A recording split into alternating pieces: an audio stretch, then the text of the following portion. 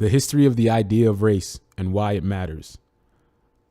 Audrey Smedley, Professor of Anthropology Emerita, Virginia Commonwealth University. The position taken by many anthropologists, both biological and social, and increasingly many other scholars in the social sciences, is that race is a cultural construct. It should be clear that this is not a definition or even a characterization of race, but an assertion about the scholarly or existential domain in which we can best examine and explain the phenomenon of race. Race should be analyzed as a social/cultural reality that exists in a realm independent of biological or genetic variations. No amount of research into the biophysical or genetic features of individuals or groups will explain the social phenomenon of race. When 5 white policemen shot a young, unarmed African immigrant 41 times in the doorway of his New York apartment, this can't be explained by examining their genes or biology. Nor can we explain employer preferences for white job applicants or discrimination in housing or any other of the social realities of racism by references to human biological differences. This does not mean that we deny that there is a biological basis for some human behaviors at the individual level, which is a perfectly legitimate perspective for those who are engaged in this kind of research. Nor does it mean that the existence of race as a cultural phenomenon has no impact on the biology of human beings. On the contrary, we know a lot about the sometimes devastating effects of race and racism on the biology and behavior of individuals and groups. Because of several hundred years of racism, during which both physical and psychological oppression have characterized the lives and environments of those people seen as members of low-status races, differences in health status and lifestyles among them have appeared and continue to impact us all. The significance of history. In the middle of the 20th century, a new generation of historians began to take another look at the beginnings of the American experience. They spent decades exploring all of the original documents relating to the establishment of the colonies in America. What these scholars discovered was to transform the writing of American history forever. Their research revealed that our 19th and 20th century ideas and beliefs about races did not in fact exist in the 17th century. Race originated as a folk idea and ideology about human differences. It was a social invention, not a product of science. Historians have documented when, and to a great extent, how race as an ideology came into our culture and our consciousness. This is the story that I will briefly tell here. One of the first of the publications, and perhaps the one with the greatest impact, was a book by Edmund Morgan entitled American Slavery, American Freedom, 1975. It is the detailed story of Virginia, the first successful colony.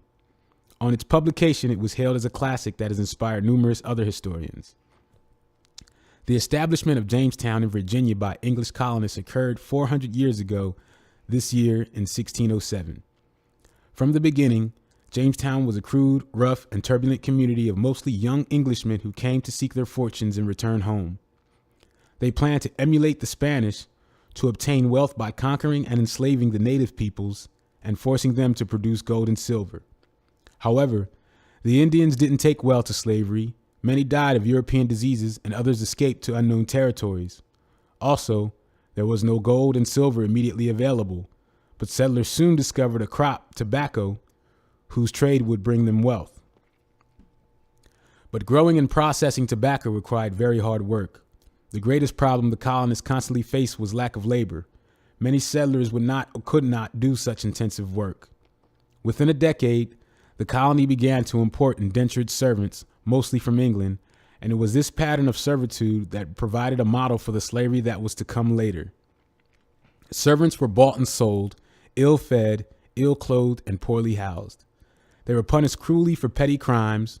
Mortality was high, but the surplus poor immigrating from England in the early 17th century had few choices. If they survived the period of debenture, usually 4 to 7 years in the New World, they could be set free, allowed to acquire land and servants, and to make their fortunes for themselves. However, there were many degrees of servitude, and most did not survive. In 1619, the first Africans arrived. There have been some debate about who they were, but we know that they had Spanish or Portuguese names and were already familiar with European culture. In the U.S., it is widely and popularly believed that the colonists brought Africans to the New World as slaves from the beginning, and that Europeans were naturally prejudiced towards Africans because of their physical characteristics, specifically dark skin. Historians now hold that true slavery did not exist in the early decades of the English North American colonies. Englishmen were unfamiliar with the institution. They saw their society as a free one based on free labor and believed that English laws had terminated all forms of slavery centuries before their arrival in the Americas.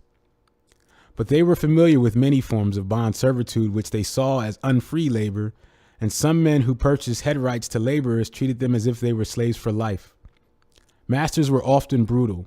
They flogged servants for disobedience or cut off their ears or put skewers through their tongues. But the settlers were also callous and cruel toward one another. Often servants were called slaves, and a distinction between servitude and slavery was not at all clear.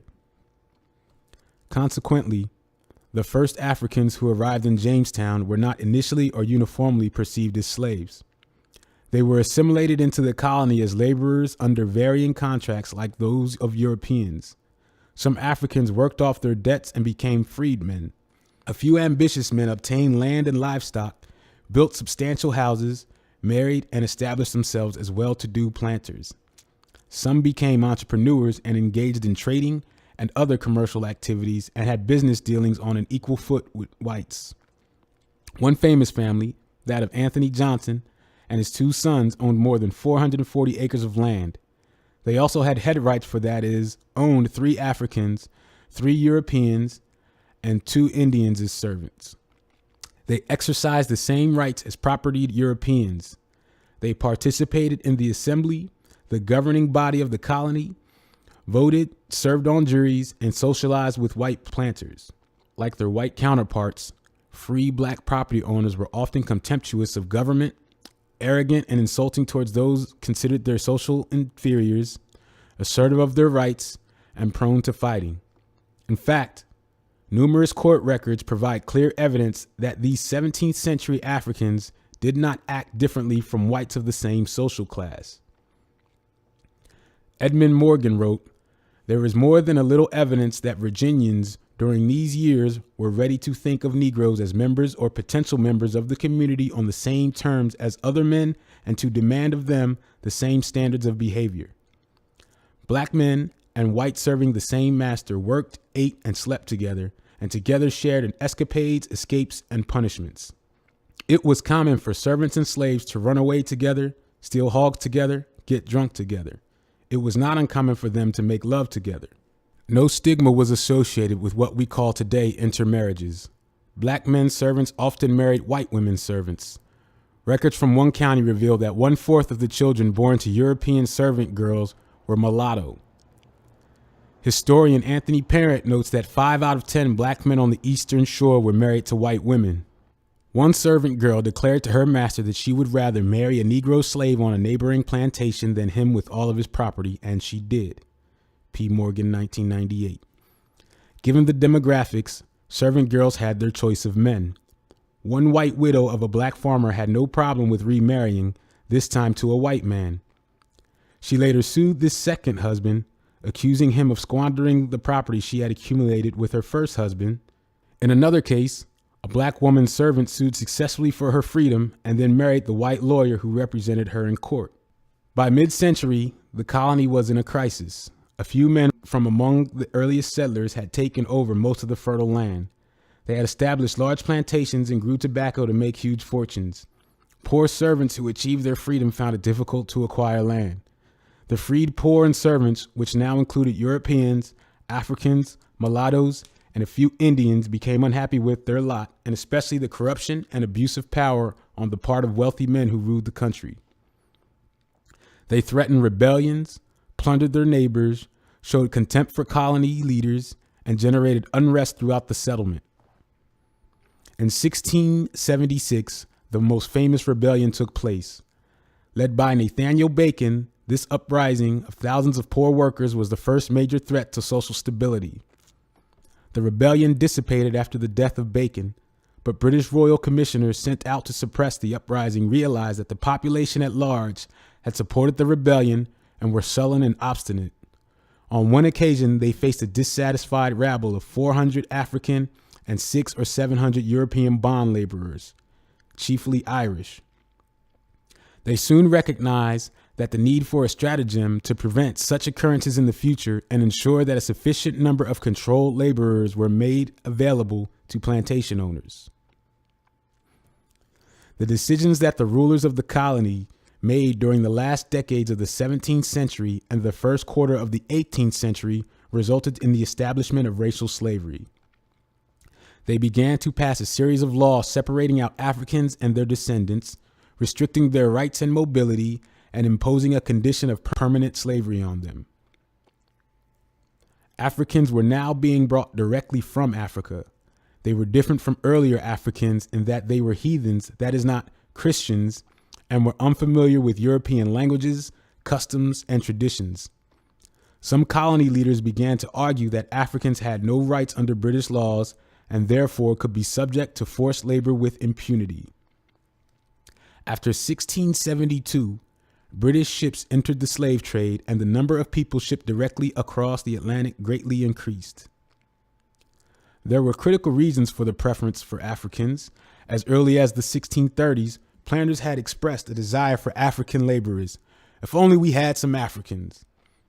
Records of plantation owners in the Caribbean and in the colonies of Virginia and Maryland reveal the fact that Africans were initially considered a civilized and docile people who had knowledge of and experience with tropical cultivation. They were accustomed to discipline, one of the hallmarks of civilized behavior, as well as working cooperatively in groups. They knew how to grow corn, tobacco, sugarcane, and cotton in their native lands. These crops were unknown in Europe. And many Africans had knowledge of metalwork, carpentry, cattle keeping, brickmaking, weaving, leather tanning, and many other skills. Colonists soon realized that without Africans, their enterprises would fail. They often wrote, "We cannot survive without Africans." A good example is the history of the colony of Georgia in the mid-18th century. This colony was founded, 1732, by followers of John Wesley, founder of Methodism, with the objective of settling here poor people from Europe. The founders and organizers had an anti-slavery policy, and Georgia became the first non-slave holding colony. But the experiment failed. The settlers endured hunger, disease, poverty, and many deaths. They soon petitioned the trustees to alter the policy and to allow slaves. They argued that they could not survive without African slaves. Nearly 20 years after the founding, the act prohibiting slavery was repealed and Georgia began to prosper. Although there were more Irish slaves in the Caribbean Isles than Africans, those people captured in wars with the English knew nothing about tropical agriculture and were seen as savages. They had a dangerous nature. They often ran away to join their co-religious, the Catholic Spanish, and were considered a rebellious lot. Historian Leonard Liggio quoted from one letter sent to traders by a planter, "Don't send us any more Irish, send us some Africans, for the Africans are civilized and the Irish are not." In contrast to Indians, Africans also had natural immunities to old world diseases. European colonists recognized that Africans lived longer and were able to produce more than Europeans who had a high mortality rate. Moreover, Africans were in a strange land with no powerful allies, and unlike the Indians, could not escape to familiar territories. They were the most vulnerable of all the peoples of America. Sources of English servants began to decline in the latter part of the 17th century as jobs became available at home. The slave trade to Africa increased as internal warfare in Africa made more and more people available for enslavement. Leaders of the colonies, all large planters, had two objectives: to impose effective social controls over the population and provide them with cheap and easily controlled workers. They readily perceived that they could use the differing physical characteristics of the population to divide them and demarcate some for permanent slavery. Historian Anthony Parent argues that a powerful planter class, acting to further its own economic interests, deliberately brought a new form of servitude, racial slavery, to Virginia over the period of 1690 to 1723. In this period, hundreds of laws were passed restricting the rights of Africans and their descendants. By 1723, even free Negroes were prohibited from voting. colonial leaders were also doing something else.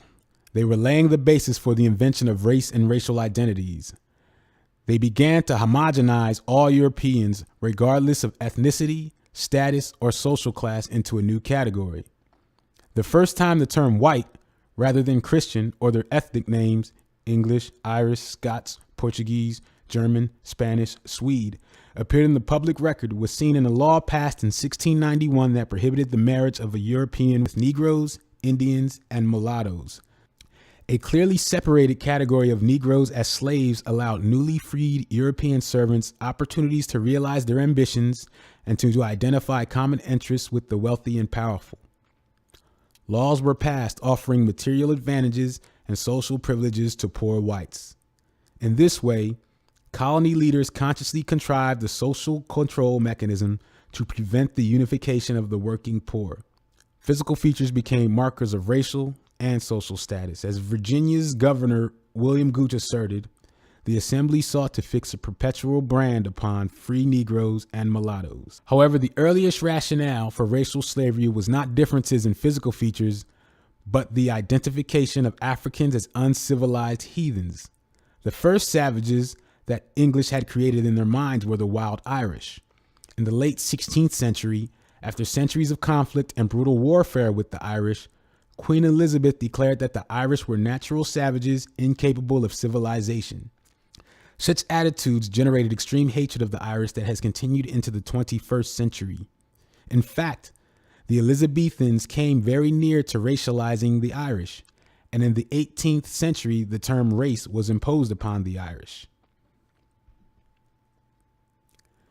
Native Americans became savages when they resisted English appropriation of their lands, but this image began to change in the late 18th century.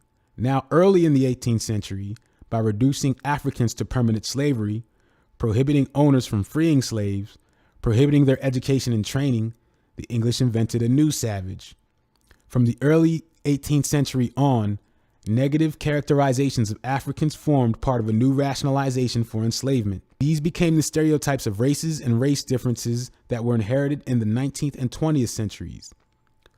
What colony leaders were doing was establishing unequal groups and imposing different social meanings on them.